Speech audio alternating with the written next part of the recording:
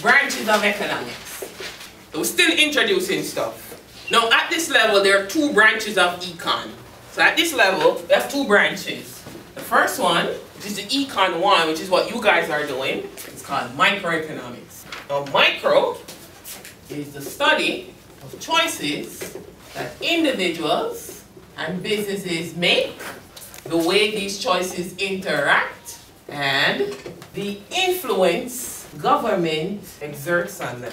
The micro is the study of choices that individuals and businesses make, the way these choices interact, and the influence government exerts on them.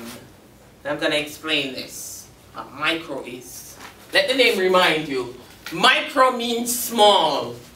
In microecon, what we do is, we take the entire whole, we rip it into small pieces, and we study the small segments of society. So in micro, we take the individual, like the consumer, we take them out of the big picture, we study them separately. Small segments of society. In micro, we might take a company, a firm, an industry. We take it out of the big picture, we study it separately. Microecon, take the big picture, smash it into small pieces, and study these small pieces separately from the whole. You're doing microecon. Macro, which is econ 2, is different. Macroeconomics, this one examines behavior of aggregates.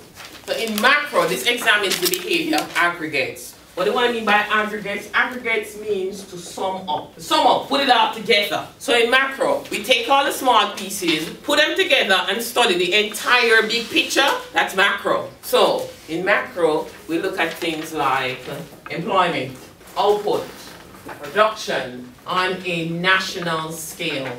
Big picture view, macro. Study the small segments of society, that's micro.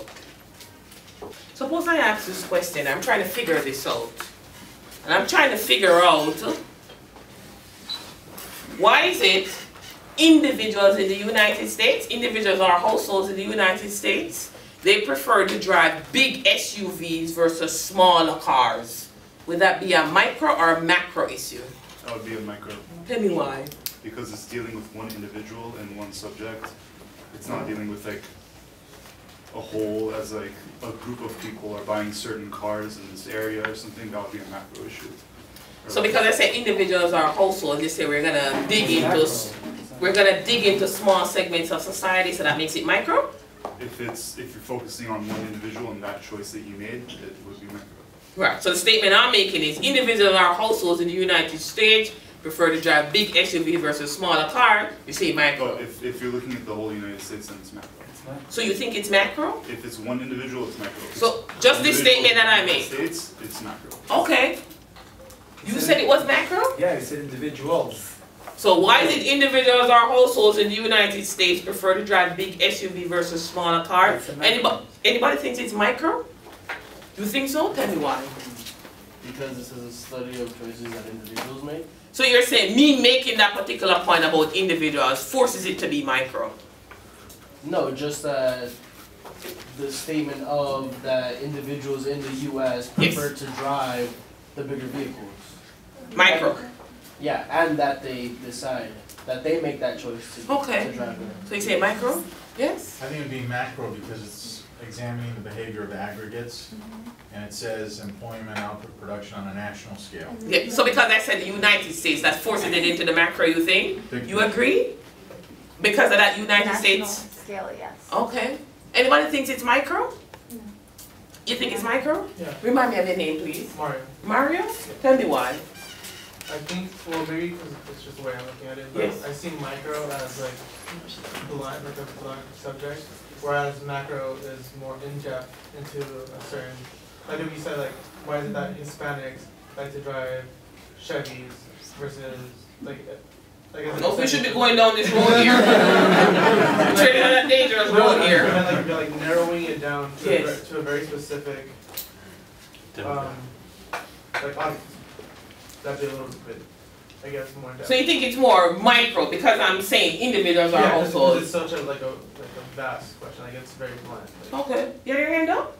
A lot of individuals and also the car, specific type of car. I'm sorry, say that a little louder. Individuals and a specific type of car makes it micro. You think it's micro? Okay. Let me ask you this. I asked a question, I'm making a statement, I'm trying to figure out why is it individuals or households in the United States prefer to drive big SUVs versus smaller cars? Is there one particular answer that can cover this for the entire United States? No.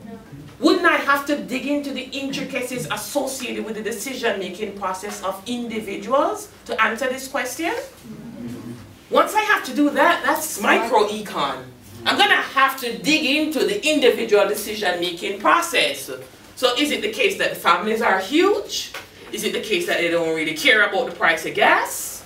Is it the case where they feel safer? Whatever that rationale is, I'm doing individual level analysis to figure this out. I'm getting into personal decision-making processes of individuals. Irrespective of me saying the United States, that's a clear-cut micro issue. Yeah?